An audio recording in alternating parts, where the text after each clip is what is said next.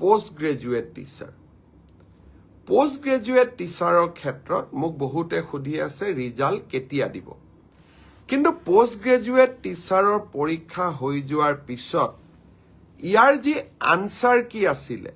সেই আনসাৰ কি আপোনালোকৰ সন্মুখত আমি দিছিলো আপোনালোকৰ মাজৰে বহুজনে এই আনসাৰ কি খিনি প্ৰত্যাহ্বান জনাইছে অৰ্থাৎ চ্যালেঞ্জ কৰিছে 2-3টাৰ ক্ষেত্ৰত ইয়াৰ ক্ষেত্ৰত সিদ্ধান্ত লবলৈ 11 মাৰ্চ তাৰিখে এক্সপাৰ্ট কমিটি তেওঁলোকে এখন বৈঠক আহ্বান কৰিছে যে যিসকলে আনসাৰ কি চ্যালেঞ্জ কৰিছে তেওঁলোকৰ যি আমাক কৈছে যে আপোনালোকৰটো ভুল আমাৰটো শুদ্ধ প্ৰতিখন আবেদন আমি পুংখানুপুংখভাৱে বিবেচনা কৰিব লাগিব যাতে আমাৰ ভুল হলেও আমি শুদ্ধ কৰি নিজকে লব পাৰো এতিয়া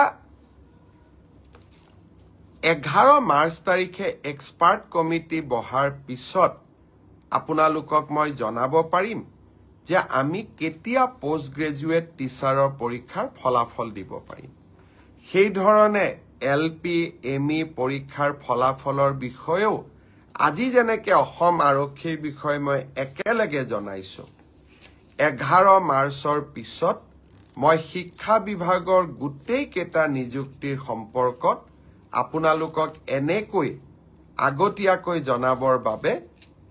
মই প্ৰচেষ্টা কৰিম তাৰ বাবে আপোনালোকে মোৰ পৰৱৰ্তী অৰ্থাৎ 11 মাৰ্চৰ পিছৰ কোনোবা এটা ফেসবুক লাইভৰ অনুষ্ঠানৰ বাবে অপেক্ষা কৰিব লাগিব